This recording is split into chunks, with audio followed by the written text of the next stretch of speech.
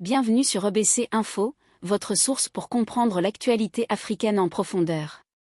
Aujourd'hui, nous plongeons au cœur d'une bataille cruciale qui se joue entre les forces panafricanistes et les puissances néocoloniales au Ghana, au Togo et au Tchad. Ces trois pays sont à un tournant décisif, prêts à s'engager dans une nouvelle alliance historique, mais les forces obscures s'agitent pour empêcher ce rapprochement. Qui sont les acteurs de cette bataille silencieuse et jusqu'où sont-ils prêts à aller ? Restez avec nous pour découvrir les enjeux de ce moment critique. Avant de commencer, si vous êtes passionné par les questions géopolitiques et souhaitez rester informé, abonnez-vous à EBC Info pour ne rien manquer de nos analyses exclusives. Le Ghana, une élection qui change la donne. Commençons par le Ghana, un pays souvent présenté comme un modèle démocratique en Afrique. Fin 2024, l'élection présidentielle a marqué un tournant. John Mahama Dramani, figure du panafricanisme et héritier spirituel de Jerry John Rawling, a remporté la victoire face au candidat sortant soutenu par Nana Akufo-Addo. Malgré des tentatives de fraude et des pressions internationales, l'état de droit ghanéen a triomphé. Cette victoire est un véritable coup de tonnerre pour la communauté économique des États de l'Afrique de l'Ouest, la CEDEAO, et ses puissances tutélaires comme la France et les États-Unis. Ces dernières voyaient en Akufo-Addo un allié fidèle de leur agenda néocolonial. Sous le précédent gouvernement, le Ghana était devenu un point d'ancrage pour l'OTAN en Afrique de l'Ouest. Des troupes américaines entraînaient l'armée ghanéenne au nord du pays, une région déjà fragilisée par des incursions terroristes. Mais la victoire de John Mahama pourrait changer radicalement la donne.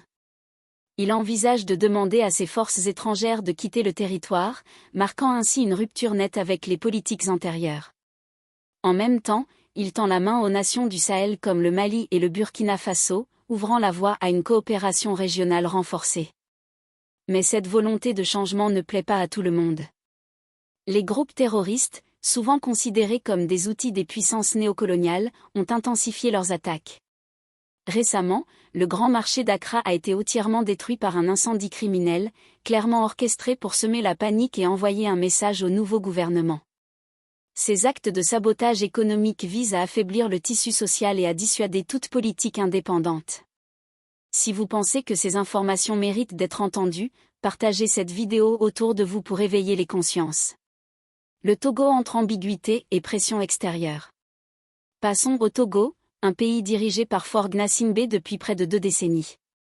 Ce régime, issu de la dictature de son père, reste marqué par un déficit de légitimité et un appareil sécuritaire largement dépendant des puissances occidentales, notamment de l'OTAN.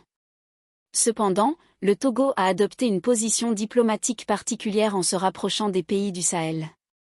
Contrairement à d'autres membres de la CEDEAO, Faure Gnassingbé a évité de s'aligner sur les politiques hostiles envers le Mali, le Burkina Faso et le Niger. Il a même proposé le port de Lomé comme point d'accès pour ces nations enclavées. Cette posture ambiguë place le Togo dans une situation délicate. D'un côté, le régime dépend encore des réseaux sécuritaires occidentaux. De l'autre, il subit une pression croissante des groupes terroristes, qui multiplient les attaques sur les marchés et les installations stratégiques. En 2023, un marché majeur a été incendié, un acte similaire à ce qui s'est passé récemment au Ghana. Ces incendies ne sont pas anodins. Ils visent à déstabiliser économiquement le pays et à envoyer un avertissement au régime. Pourtant, cette ouverture diplomatique vers les États du Sahel pourrait représenter une chance historique pour le Togo. Si Faure Gnassingbé parvient à équilibrer cette position, il pourrait jouer un rôle clé dans la consolidation de l'Alliance panafricaine en gestation. N'oubliez pas de vous abonner à EBC Info pour suivre cette évolution de près. Le Tchad, une stabilité toujours compromise. Enfin, le Tchad, un pays riche en ressources naturelles mais historiquement instable. Depuis son indépendance, il n'a jamais connu une paix durable, un fait souvent attribué aux manipulations des puissances coloniales et néocoloniales. La France, en particulier, a toujours maintenu une influence directe, armant des factions opposées pour entretenir un climat de chaos.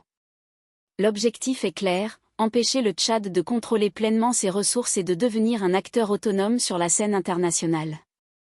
Actuellement dirigé par Mahamat Idriss Déby, le Tchad fait face à des défis multiples.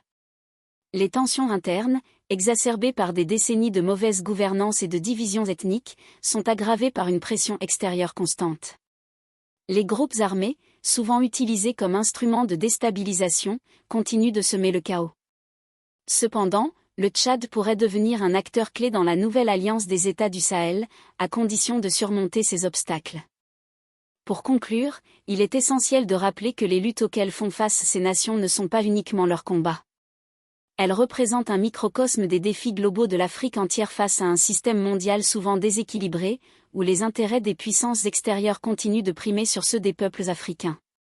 Pourtant, ce moment historique offre également une opportunité unique, celle de repenser les alliances, de renforcer les liens entre les nations africaines et de construire des modèles économiques, politiques et sociaux réellement adaptés aux besoins des populations.